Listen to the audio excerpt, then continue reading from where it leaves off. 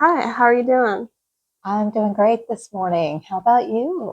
Pretty good. Good. Can you tell us a little bit about who you are and what you do?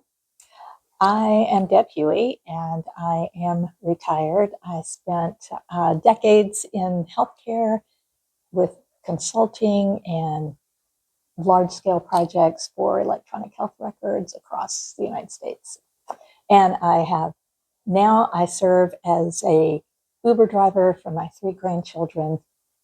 It's an unpaid position, but it's worthwhile. Yes.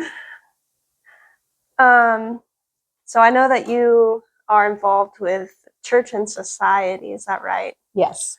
Can you explain a little bit about what that is? Sure. That is our church, First United Methodist here in Denton, um, formed a committee Church and Society Committee to address social justice issues.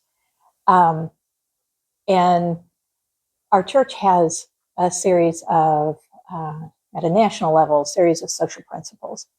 And so our committee is intentionally structured towards looking at how those social principles, are we as a faith-based community, are we adhering to those social principles? They cover immigration, education, civic engagement, how we as people of faith um, should uh, look at our community as and people as created in the image of God, first and foremost, and our social principles are constructed from that foundation. We as a group in our church determine which of those social principles do we need to focus on, which policies, both at the state level and national level, are creating the most harm to people and oppression to mostly marginalized people, and then we look at what we can focus on and help our church begin to um, understand and advocate for. All that. And the church and society committee, that's connected to the larger general board of church and society, is that right? Yes, it is. And they are very focused on federal. They're located in Washington, D.C. And we use a lot of their materials. We use their framework of educating, organizing, storytelling, truthfulness and storytelling, and advocating. And so we form our work around those same four principles. We bring in a speaker series. We've had people like Amanda Tyler, who is a constitutional lawyer focused on the First Amendment, particularly separation of church and state. So she came in and talked. You can check out her YouTube on our FUMC website, our YouTube channel, but just to educate us on what is Christian nationalism and what is the impact of Christian nationalism on our country and how it has permeated our state level leadership. And we're seeing it implemented in policy and laws um, across our state down at that level and at the local level as well with our city. Yeah. In our city. Yeah. So, That's good. yeah. So it sounds like there's a mix between like local level advocacy and grand grand level. There's sort of a mix of both. It is taking the work that the General Board of Church and Society is doing at the national level and bringing it home. Looking at what is happening here in our local communities and in our state, and applying those social principles and advocacy techniques, and that the general, as an example, they developed a curriculum on immigration, and it was it was about the journey called to welcome. About it was a 6-week class. We took that content and modified it and offered it as a 6-week Sunday school class. We didn't think very many people would come. We were hoping for 10, and about 45 people in our church for 6 weeks joined us in that journey of understanding what is the biblical perspective, what does God call us to do, how does God call us to welcome the alien and the stranger through Scripture, and then legally, what is going on and what is happening at our state level with legislation and policy that creates harm for people who are here in Texas. And so that's an example of how we use that call and the work of the General Board of Church and Society and take a look at policies here in Texas, how that's impacting our immigrant population, many who are citizens. Yeah. Yeah. I love that.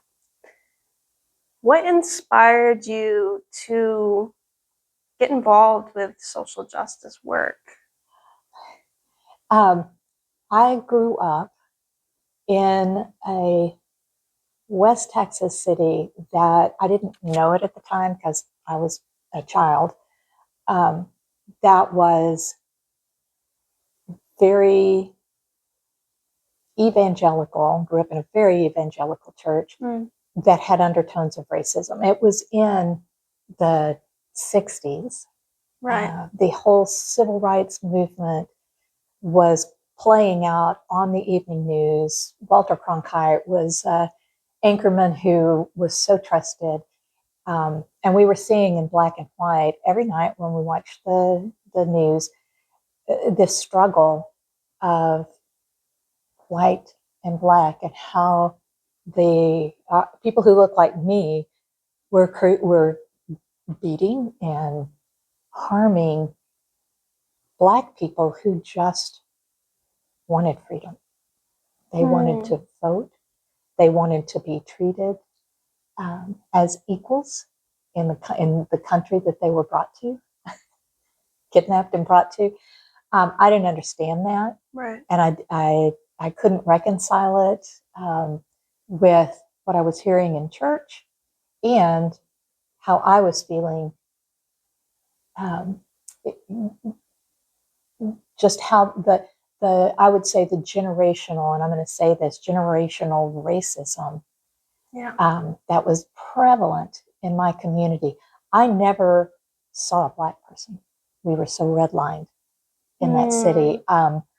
My high school, we did not have a black student, and even though integrated schools were mandated in the early 60s, 63, 64, we didn't have a black student in our high school till 1972. Oh, wow. Yeah.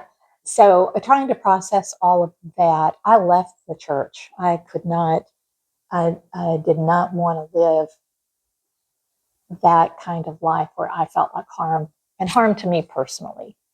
I was pretty devastated as a young person. And it took me years and years and years to really be able to have a framework to begin to process that whole experience. And I will say, finding FUMC here in Denton was a pivotal moment. I saw people engaged in social justice issues. The first event I went to there was all social justice. And it was just eye-opening. I connected to a congregation that I felt was so open and so welcoming to someone like me who never had felt good enough to be in a faith of any kind anymore, really. Right. So that is my journey for how, and then they asked me after 3 years if I would serve as the chair for our newly recreating Church and Society Committee there, and I agreed to do that. And so we've been a committee for about 2.5 years, and I've been to Austin multiple times to meet with legislators and senators and to be engaged in protests. It's just given me such a beautiful avenue to pursue civil rights and social justice from a scriptural standpoint. Very strong tie with, I'm going to say Micah 6:8, which is what does God ask of us but to do and seek justice, love, kindness, and mercy, and to walk humbly with Him. And I can live that out every day now. So that's what that was, felt like a calling. And I feel like we are becoming advocates for social justice through our church and society work. Very good. Yeah. How would you say that that church and your faith practices how does it give you a framework for processing all of this and for the work and to fuel the work that you do? Well, one thing that it's done is it has served to educate, for me personally, on issues that I knew were prevalent, and I had tried to do so much individual work on understanding some of the deep issues and generational harm in this country. But what joining that community did is it made me realize that the work of social justice is not, God doesn't call us to individual work. He calls us to communal work. Yeah. That it provided a community and a safe place to ask questions, to study together, to learn from others, and opportunities to go even deeper and go on spiritual pilgrimages around this work, so that I could I would say become more integrated in my faith and social justice and people of faith. It provided, that's the framework where I could and I felt safe asking questions and questioning my faith, questioning. One of the things that I found so embracing was that, and some of the questions I had were challenging questions. Right. Questions about, well, God, why would God? Why would Paul, in these scriptures? It was a very safe place to say, if we're truly called to justice work and social justice, how do we reconcile that? And I really have found that it is that questioning faith creates growth and depth, a depth of faith that I never experienced. That's what creates the framework, is being able to ask those questions, hard questions.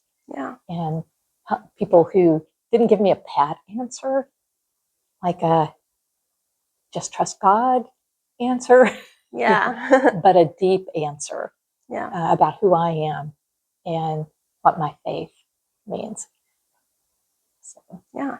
I really think that having a space, being able to ask those deep and hard questions, is a sign of a healthy spiritual community.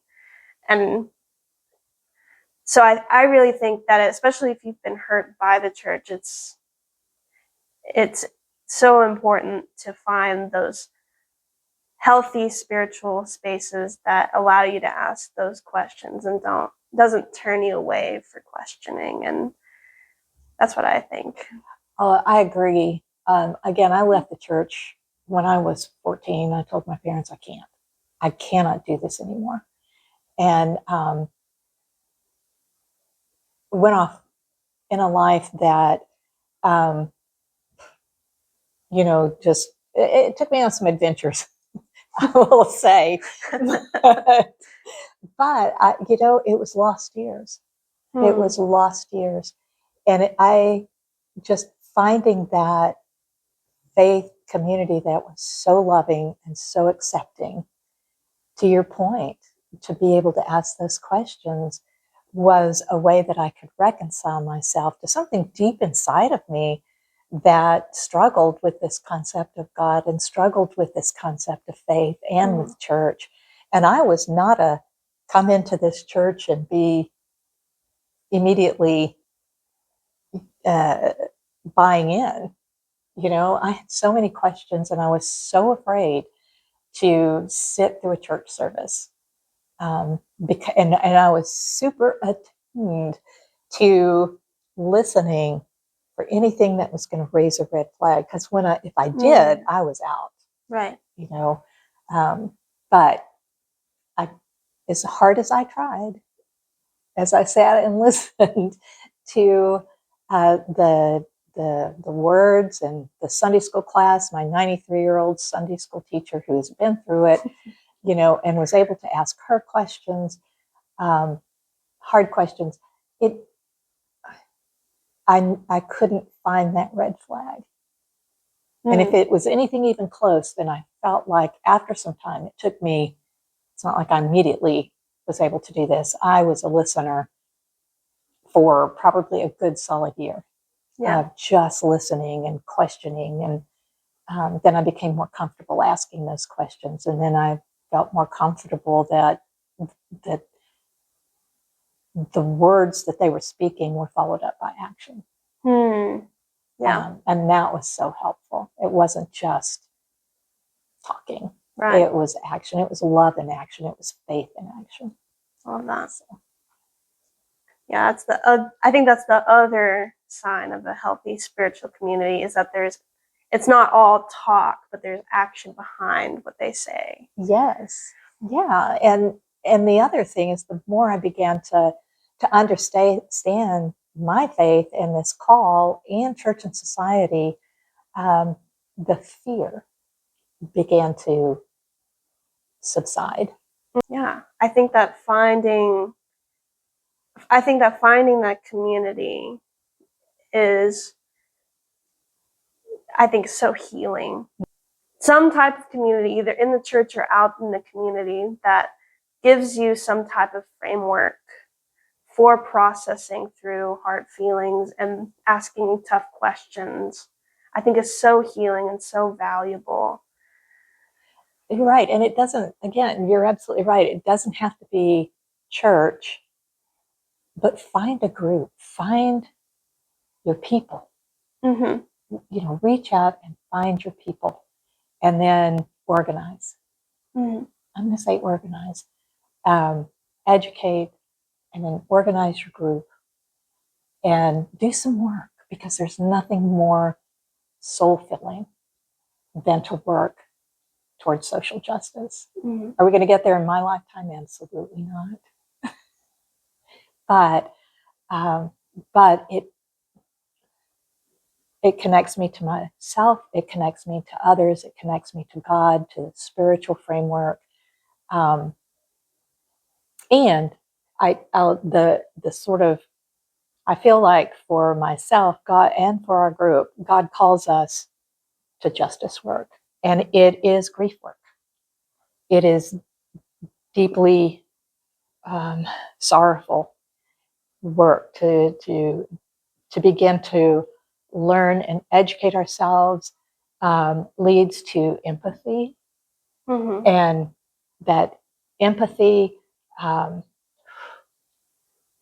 seeing what we're doing to people and seeing the harm, it is grief. And the grief, though, pulls us into action. I personally get to that sort of nadir of grief. I can't go on. This is hard work, because it is hard work. So we reach back out to God. And God provides, being the compassionate God that He is, provides comfort and care through people in my community. which is great because everybody's been there. Everybody understands that grief. Yeah. And then that calls me back to God. And what does God do? He says, well, what have I called you to do? But to do justice and love, mercy, and kindness and humbly walk with me. So it is a loop, a continual loop. And not even so much a loop as it is a spiral that continues to bring me an upward spiral, I hope. Upward spiral. Sometimes it always feel like an upward spiral, but it is. It is definitely an upward spiral. Yeah. And that kind of ties back to what you're saying about how we're called to do this not as individuals, but as to do this as communal work. And I think that's so important because I think if you try to do it all on your own, try to put it all on yourself, you're just going to be consumed by that despair and grief. Whereas if you have that community to back you up, to uplift you, and also I think having some kind of framework for remembering that there's something bigger than yourself. So for us, that's faith. Yes. And our belief in God. But maybe it might be something different for whoever's watching. But for us, that is what it is. And I think that can pull us out of that despair, I think. It does pull us out. And I agree 100%. This is not trying to take on the burden at an individual level would be crushing. It is too heavy of a burden to carry alone. And having a group that you can come to and it's understanding, because everybody understands that burden and that grief, and just having that, I would say, respite of a group that you can be yourself and say, this has been a heavy week, a heavy, heavy week. And it's understanding and support and of wherever we are on that journey. Yeah. So I will tell you just a quick story. Last week I spent a week on a civil rights spiritual pilgrimage to Birmingham, Montgomery, and Selma. And there was a sculpture museum. Brian Stevenson, he's someone to read. He has a book, Just Mercy, but he started a process helping, because most people, a lot of people on death row, higher percentage of Blacks. He began working with them as a lawyer through an Innocence Project. And anyway, this sculpture museum had larger than life. It was the story. It told the story of Black people in America. And there were times when I would look at these huge sculptures of slaves and you were just drawn to their eyes, that I just stood before them and said, I'm so sorry. And that is healing work. It was very healing work, but there was a group of 35 of us. So it wasn't me by myself doing this work. Yeah. But it is a place to start. And to me, that starting a journey like this, learning enough about the issues and the history of our country and the social justice. Also, it was a community of faith that even began the journey of saying our faith is calling us to do this, and we will sacrifice what we have to sacrifice to be a free people. Anyway, that's a little bit of a journey, but it, for me, last week was a reinforcement of the calling of what God is calling us to do, and an understanding at a deeper level in a community of people who were journeying together. We had listening circles every night, and we talked about just processing the days in each of these cities and the struggle and the fight that continues. to this, how hard they fought for the right to vote. Mhm. And one of our issues in one of our social justice issues is voting rights for our committee, Right. to continue the work on uh, to try to continue to work to ensure that sacred right to vote. It's not a privilege; it's a right Right. for citizens in this country to be able to vote. So, um, yeah, it's a journey. For sure. Thank you for sharing. Do you have any closing words of encouragement or advice for young people who might be watching? Um, Words of advice. I would say self-care. On Hmm. this journey, remember to take those times to take care of yourself, to do this, to pause, to join in with others, to just, you know, go for walks, um, whatever. If it's in nature, be in nature. Take those times for self-care. Hmm. That's so critical in this work. Advice: give yourself permission. I know students are busy. There's a lot going on, but give yourself permission to. My education on civil rights was okay. I knew there was a Selma, but that was about it. And there was some march across some bridge. Give yourself permission to take the time to learn the, and to engage. And maybe it's only a little bit of time.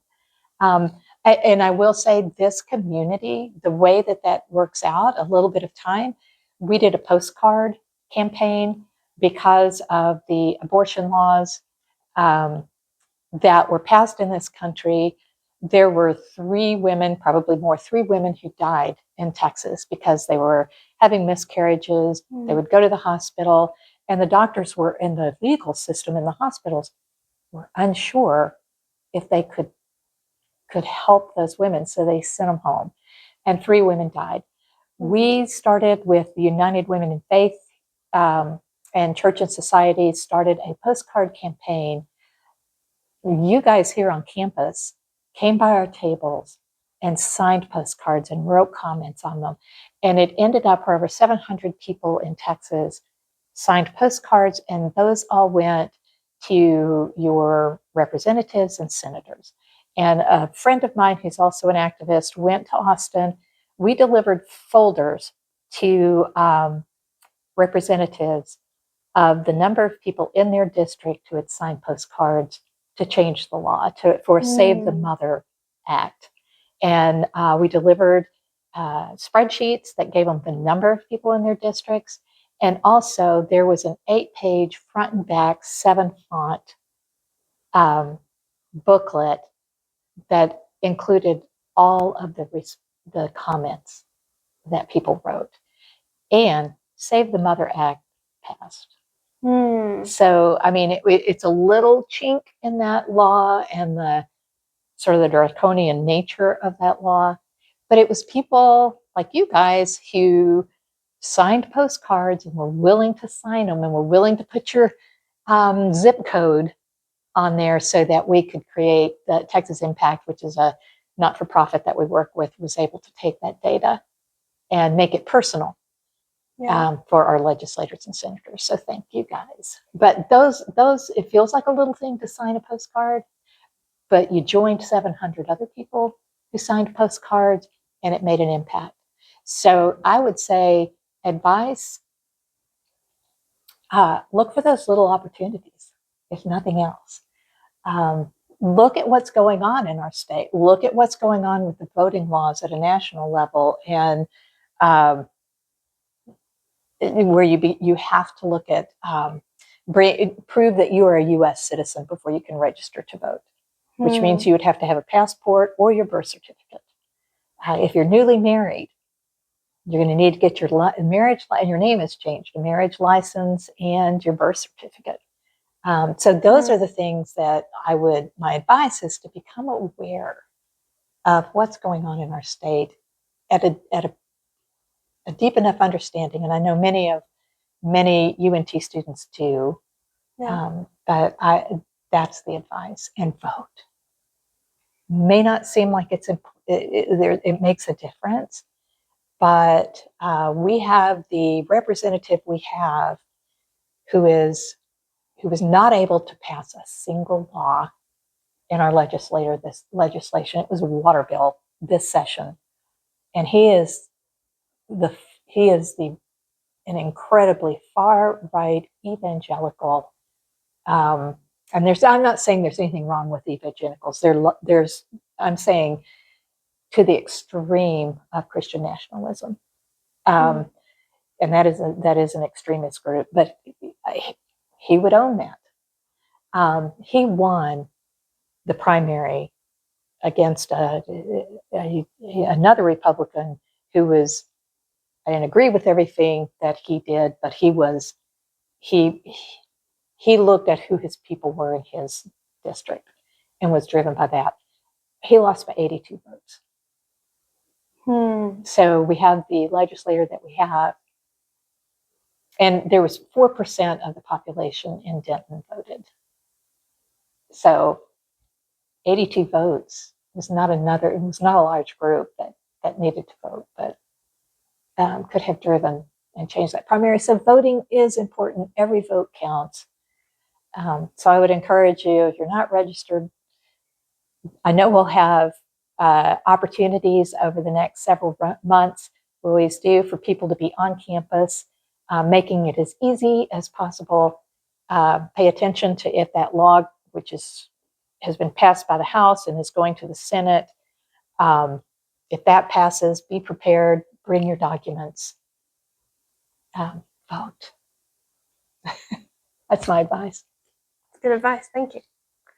All right. Well, thank you for your time, and thank you for having this conversation with me. Thank you for the opportunity, Mason. I appreciate. I have a very high anxiety around speaking in front, even if it's not, even a camera. I have a very high anxiety. So thank you for making it so comfortable. You're welcome. All right. Bye.